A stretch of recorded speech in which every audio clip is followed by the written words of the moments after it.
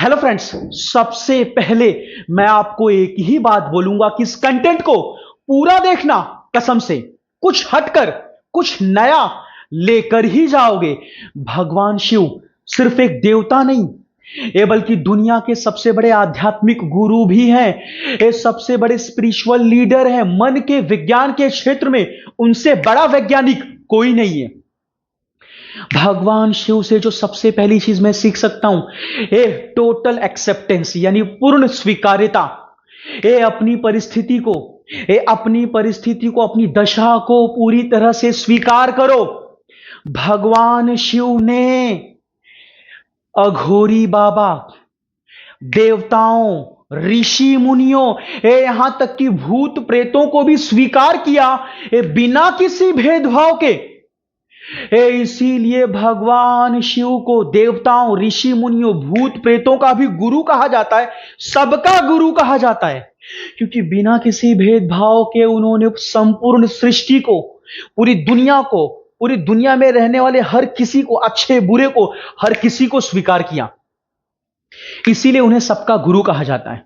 तो ध्यान दो, वैसे ही जब भी जिंदगी में कोई समस्याएं आए, ये नकारात्मक परिस्थितियां आए, ये संकट आए, तो ध्यान देना, पूरे साहस के साथ शांत होकर के इन परिस्थितियों को, अपनी इस दशा को स्वीकार करो।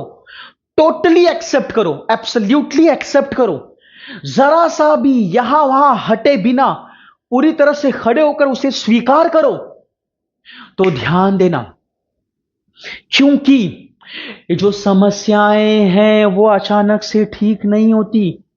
ये समस्याओं के साथ रहना सीखो, उसके साथ जीते हुए भी आगे बढ़ना सीखो। क्योंकि समस्याओं को अचानक से ठीक नहीं किया जा सकता, ये उसे अचानक से हल किया नहीं जा सकता, वो अपने आप धीरे धीरे हल होती है। तो ध्यान देना, आप जहां भी रहते हो वहां पर अच्छे भी होते हैं, बुरे भी होते हैं। ये अच्छे और बुरे दोनों को स्वीकार करते हुए आगे बढ़ो। इससे आपका मानसिक संघर्ष कम होगा, इससे आपकी चिंता कम होगी। ये बिना मतलब का जो आप अपने दिमाग पर लोड लेते हो वो कम होगा, प्रेशर कम होगा, और समस्याओं के साथ जीते हुए भी, उसके साथ रहते हुए भी पूरी शांति के साथ आप आगे बढ़ जाओगे। भगवान शिव से जो दूसरी सबसे बड़ी चीज मैं सीख सकता हूं वो क्या है? ध्यान और मौन की शक्ति, ध्यान और मौन की ताकत। ये आपने देखा होगा, भगवान शिव आंख बंद करके हमेशा यहां पर ध्यान लगाते रहते हैं। ध्यान लगाते रहते हैं यानी ध्यान में लीन रहते हैं, जिसकी वजह से उनका मन शांत रहता है और विवेक जगता है। तो ध्यान दो, अपनी जिंदगी में ध्यान करने का अभ्यास करो, शांत रहने का अभ्यास करो। क्योंकि जब भी हम ध्यान करना सीखते हैं, शांत रहना सीखते हैं, ध्यान देना, ध्यान की ताकत और शांत रहने की ताकत सबसे बड़ी ताकत है। जब भी हम ध्यान करते हैं, शांत रहना सीखते हैं, ध्यान करना सीखते हैं, शांत रहना सीखते हैं, तो हमारा विवेक जगता है। विवेक मीन्स व्हाट? समझदारी। एक कैसे बुरी परिस्थितियों में शांत रहते हुए भी समस्या का समाधान खोजना है, कैसे, और वो कैसे कैसे संभव होगा? ये विवेक की शक्ति से, शांत रहने की शक्ति से। तो जब विवेक की शक्ति जगेगी, शांत रहने की शक्ति जगेगी, दोनों ताकत जगेगी, इट मीन्स व्हाट? शांत रहने की ताकत जगेगी, तो फिर हमारा विवेक काम करेगा, समझदारी काम करेगी, समझ बढ़ेगी, विवेक की शक्ति पैदा होगी, समझ की शक्ति पैदा होगी, और फिर हम हर एक समस्याओं का समाधान करते हुए आगे निकल जाएंगे। जिंदगी में हमारा नुकसान कम से कम होगा। तो ध्यान देना, लेकिन भाई हम तो मानते ही नहीं है कि शांत रहने की शक्ति क्या होती है, ध्यान करने की शक्ति क्या होती है, हम तो मानते ही नहीं है। भगवान शिव को मानते हैं, लेकिन भगवान शिव से सीखते नहीं है। भाई सीखो, ये मन का विज्ञान है।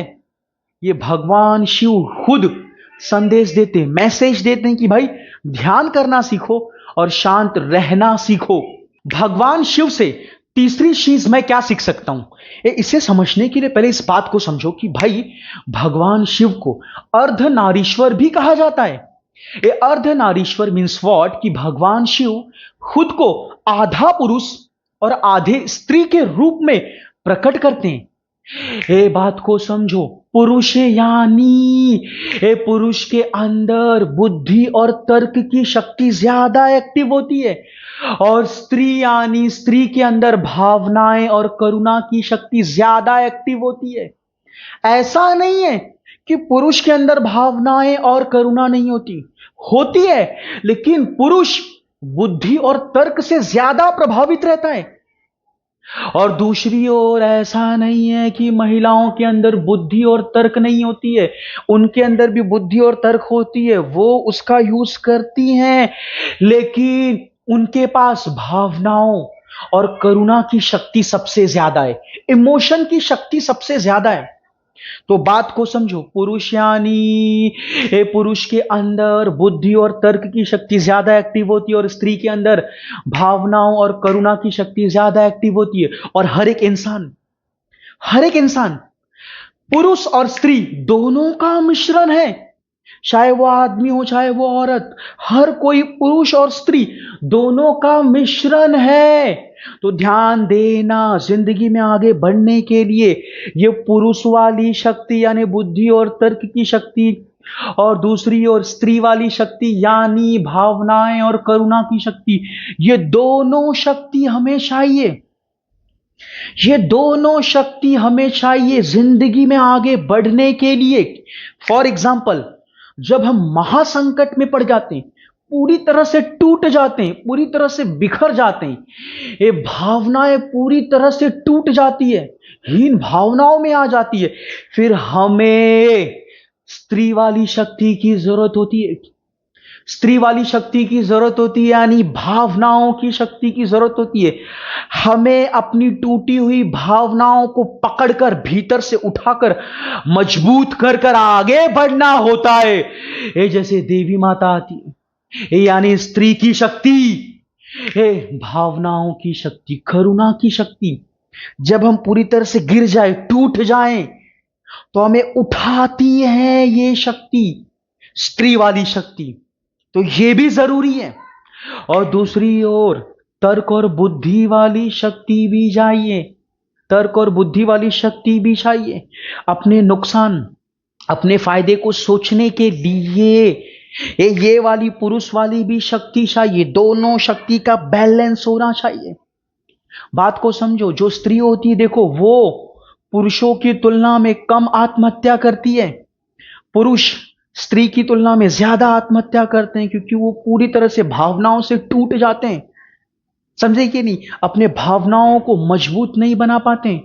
लेकिन स्त्री के अंदर भावनाओं की शक्ति भर भर के होती है, इसीलिए वो मजबूत बन जाती है, हर एक परिस्थितियों का सामना कर लेती है।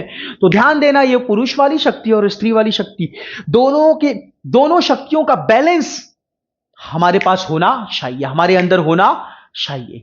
तो ये चीज मैं किससे सीख सकता हूं? भगवान शिव से, भगवान शिव से। तीसरी चीज मैं क्या सीख सकता हूं? मुझे भगवान शिव को देखना पड़ेगा।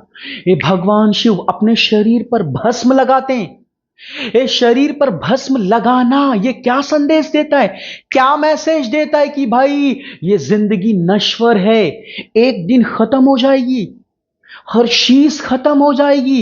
ये जो कुछ भी चीजें हम पकड़कर बैठे हैं, एक दिन ऐसे हमारे हाथ से छूटेगी और हमें पता भी नहीं चलेगा कि ये चीज हमारी थी।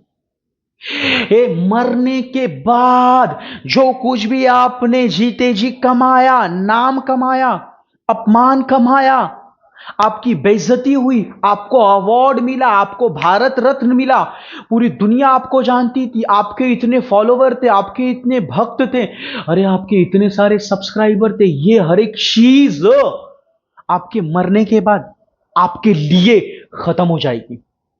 आपको इस चीज का एहसास तक भी नहीं होगा कि आपके इतने फॉलोवर थे, आपको मानने वाले इतने थे, आप विकलांग थे कि हट्टे कट्टे थे, गोरे थे कि काले थे, अरे कैसे थे, ये चीज आपके मरने के बाद ऑन दी स्पॉट आपके लिए खत्म हो जाएगी। ये बात को समझो। ये जैसे पैदा होने के बाद आप दुनिया से अनजान थे, वैसे ही मरने के बाद भी आप दुनिया से अनजान हो जाओगे। मरने के बाद आपके लिए दुनिया वहीं खत्म हो जाएगी। इस बात को समझो। इसीलिए किसी भी चीज को ज्यादा पकड़ कर बैठो मत। हर चीज को छोड़ते जाओ, बुद्धि और विवेक से जैसी भी जिंदगी है उसे जीते जाओ। सपने पूरे करने उसके लिए एफर्ट करो, दिल लगा कर करो, लेकिन चीजों को पकड़कर स्ट्रेस और चिंता पालो मत। बोलो क्यों? क्योंकि हर चीज मरने के बाद खत्म हो जाएगी। ये चीज हमें कौन सिखाता है? भगवान